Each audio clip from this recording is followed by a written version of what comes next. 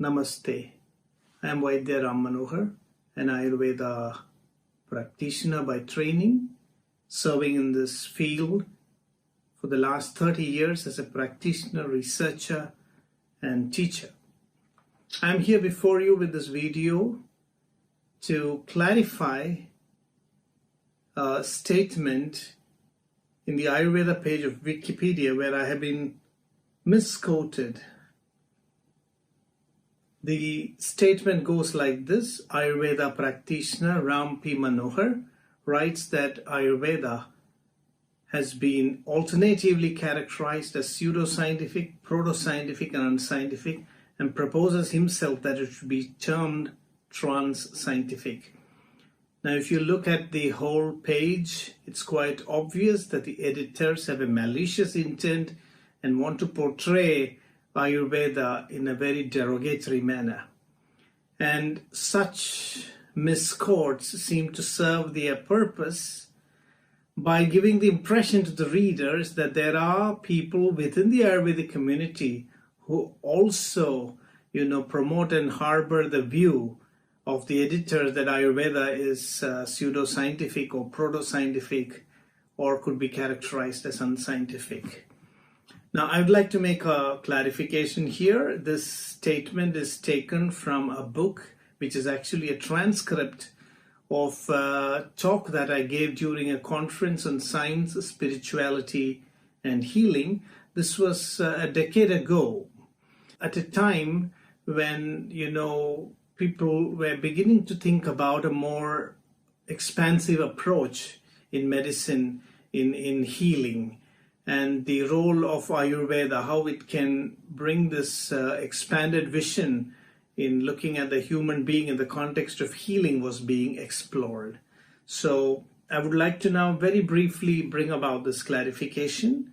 So here the whole focus is on placing science, spirituality, and healing, on a common platform.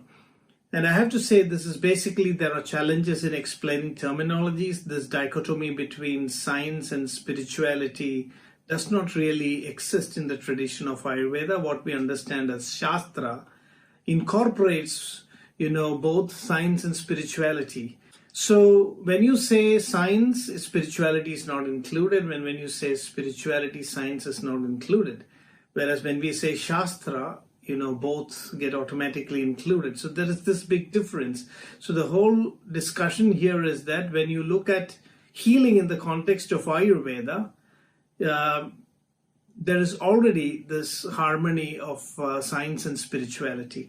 Whereas when you look at it from the point of view of modern medicine, there is not this natural coming together of science and spirituality. So what do we mean here by the spiritual element? Here is just that the human being is visualized as something more than just the physical body and the mechanistic framework of understanding body functions. We have other dimensions. There is the mind and then the spirit, or the self as we call it. So looking at the human being in totality as the body, mind, and self is the whole focus of bringing science, spirituality, and healing together.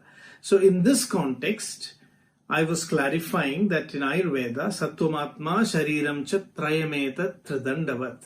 This is a very fundamental proposition that Sattva, Atma, and Sharira, these are the tripods on which life, constitutes rather the tripod on which life exists.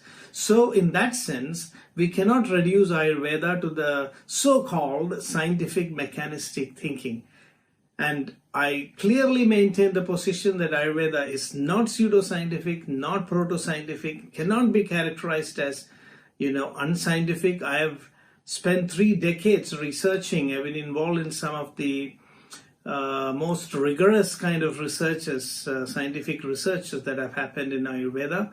And there's no way, I take great pride in being a practitioner of the system of medicine. And there's no way I can characterize it as pseudoscientific or proto-scientific or unscientific for that matter. So here the whole idea is that Ayurveda is perhaps more futuristic. it is already looking at a more complete, vision of the human being, integrating body, mind, and self. And that is why I was pointing out in that article that Ayurvedic vision is in that way trans-scientific, where science means, the reductionistic, body-centered system of medicine that is dominant today. So let me stop here.